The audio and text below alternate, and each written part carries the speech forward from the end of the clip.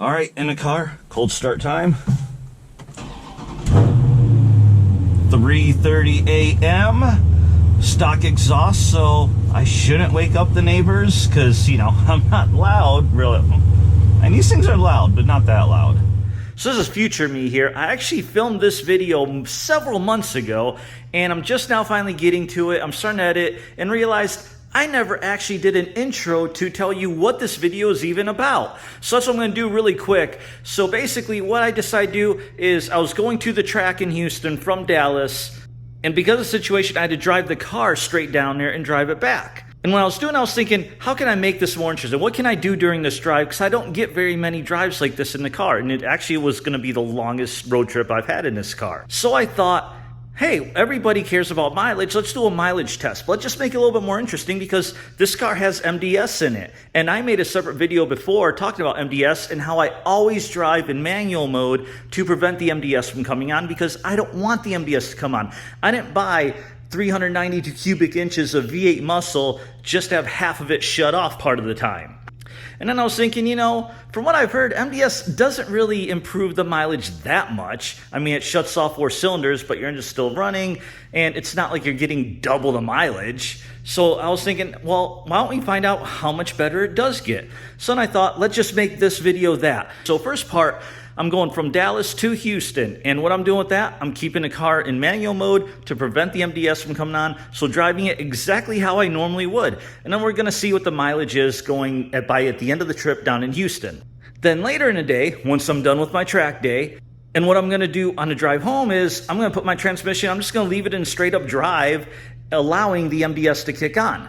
And that way we can get a mileage on the way up. Now, it's not going to be a perfect experiment. There's several variables. Try to make it, the distance will be the same, but one's going from north to south, the other's south to north, and there'll be some other videos, but you know, we're going to get a good general idea. So with that, let's get back to that morning. Let's go to our mileage. All right, just so you can see right now, I have a full tank I just filled up last night. It says average 12.9 miles per gallon. Range 220 miles. So let's reset these and see where we're at. There we go. Oh, we're already at 12 miles per gallon. We haven't even moved yet. Okay, let's go to trip info. See, I should have trip A and trip B. Yep. Now, the way I like my cars, I like one of the trips to just never change. So this is the lifetime of my car right now. 4,649 miles, as you can see. Average 13 miles per gallon. 40 hours of runtime. We're concerned with trip A. There we go, trip A, reset. Let's see what kind of mileage we get. I just pulled out of my alley, out of my neighborhood, on my way to Houston. Here is the route. It says it is 307 miles and 4 hours and 39-minute drive. All right, well, the sun's coming up, it's getting lighter. I can record a little bit. Let's talk about what's going on. So I got on the road 3 hours ago. It's now 6:44. I pulled out of my garage at like 3:38, 3:39. So I've gone 232 miles. Now, like I showed you at the beginning here, when I first got in, I reset the trip meter, reset this fuel economy. In fact, let me just go ahead and take this off my head. So there's the fuel economy, there's the trip meter, reset both of them. So as you can see, I'm averaging 20.5 miles per gallon. I've pretty much been cruise control majority of the way, no traffic since early. I do expect probably going to hit a little bit of traffic here in Houston. I've got 74 miles left till I get to the track. But for the most part, I've been cruising along at about 77 miles an hour. Most of this is I-45 in Texas between Dallas and Houston. Speed limit 75. No MDS at all because I've been in manual mode. And it's pretty much just been in 8th gear the entire trip so far. So that's just a quick update. Okay, so I made it here to Houston Raceway Park. This was my destination. So we are at 21.3 average miles per gallon. It actually did hit about 21.5 right before I kind of got in here. So I idled a little bit, lost a little bit. And again, it's pretty crazy. So the range said I had 220 miles when I left the house this morning. And well, I actually did put in like 2 gallons of gas across the street just now to make sure I have enough for the track. So we went 308 miles, 21.3 miles per gallon. And again, that was mostly cruise control, about 77 roughly. With that, I'm here to race, so I need to cut this short. That's gonna be another video, and I'll be back at the end of the day to do the second stage of this test. See you then.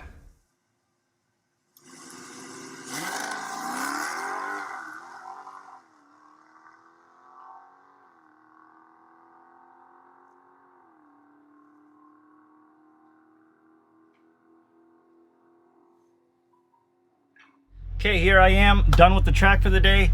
We are gonna reset the mileage, and we are gonna reset trip A, which is, as you can see, wow, I put on like 14 miles of quarter-mile trips. So I went from 21.5 to 18.2. Let's reset that. All right, we're good. And I am leaving it in drive, non-drag mode. Default is just pretty much norm. Steering sport, because I like that. Suspension, I want norm, I need comfort. And paddles we leave on, because, well, we always leave it on. You know we're not going to use it here. So let's see where, all right, we're already at 12.9, 12.4 miles per gallon. All right, let's see where we're at. Let's see. So I'm a little over 80 miles into this trip, and I want to record something really quick, because take a look at this. It is in 4-cylinder mode right now, and if you can see to the left, I'm on cruise control at 77 right now. So, reason I wanted to bring this up is I was talking to some people, specifically I was talking to B Mason at the track, and I think maybe some changed on these cars. So we were talking, and I kind of thought I remember hearing this, that the MDS will not engage over a certain speed. He tested it, and on his car, I think it was, he believes it was around 65 at most, maybe 57, I don't remember. He doesn't remember the exact number either. But he said it would not activate over a certain speed. And I've heard the same thing. But here, you just saw cruising at 77, it does activate. As of right now, the MDS is making a little bit better difference than I was expecting. As you can see, we're at a 23.4 average.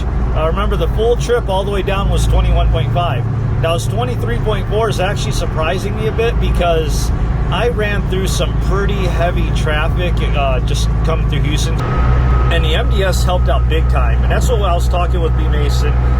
He had said that the sweet spot for the MDS is around 50 miles an hour. And he was saying, yeah, where MDS really makes a big difference is when you're in some traffic, not necessarily heavy traffic, but light traffic where, you know, you're only going 45, 50 miles an hour or so. And that's kind of the traffic I was in.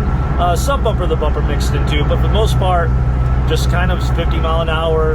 We're going to keep going with this test. We still got like 220 miles to go, and we're going to see where the mileage ends up at the end of this. So stick around. It's time to finally finish up this MDS mileage video. So I'm back in my car. We're several months later. I got all the numbers and got some stuff I wanted to talk about here really quick. So first, let's go over what the stats from both ways. On the way down, we traveled 308 miles, and on the way back up, we traveled 311.7 miles. So distance was pretty much the same, because again, it was pretty much the same route. Time-wise, we traveled for about 4 hours and 31 minutes on the way down, and on the way back, 4 hours, 57 minutes. Now that time difference, there's a few reasons for it. My stop for gas on the way down was literally right off the road. So all I had to do was turn into the gas station, that's it. On the way up, my stop was, I had to take an exit ramp, go around, huge Buc-ee's, and then back onto the entrance ramps. But then also there was all that Houston traffic that I hit on the way back that I did not hit on the way down. So that kind of accounted for a little bit of that extra time as well. Then mileage according to the gauges, so on the way down it was actually at 21.5, and then I had the car idling while I was doing some stuff in the track, and it dropped to 21.3, but we're going to use 21.5 because that's what it was when I pulled into the track and came to a stop. Now on the way up, we ended up with 23.0 miles per gallon. Now again, I want to talk about when we were first still in Houston going through the traffic, we actually hit up to 23.5, and it was after cruising on the freeway at 77 for the most part that it had dropped to 23.0. So really all we got was 1.5 miles per gallon better with the MDS versus not using the MDS. Now, one of my observations, as I talked about earlier, seems like MDS helps out more when you're around town, just regular commutes. On a long trip where you're doing 75, 77, because of the high speeds, it does activate, it just doesn't activate as often, because it just seems like that 4-cylinder mode just has trouble keeping everything steady at that speed. Now, I know the test isn't perfect. There's going to be variables. The tempo's a little hotter in the day. I hit more traffic on the way up than down. So it's not a perfect test, but still gives us a general idea, and it's pretty much real world usage as well. But really, did we need to do this test? Not really, because Dodge and the EPA already told you how much of a difference MDS makes. Just take a look at the window stickers. So here, I've got 2 window stickers I looked up. Both are for a 2021 wide body Scat. One is a manual transmission and the other is an automatic transmission. Now, if you had watched my previous MDS video, or you may already know, but if you don't, the MDS 6.4s are only in cars with automatic transmission. So if you have a Charger, all Chargers are automatic, so all Charger Scats have MDS. Challengers, if you have an automatic, your engine has MDS. If you have a manual stick, the engine does not have MDS, which goes along with how in an automatic, when you run in manual mode, you don't have MDS. Well, with a stick, you're always in manual mode. And then, of course, given that, window stickers have the EPA mileage ratings on them. So if you look at it, a manual Scat per the window sticker gets 14 miles per gallon city, 23 miles per gallon freeway.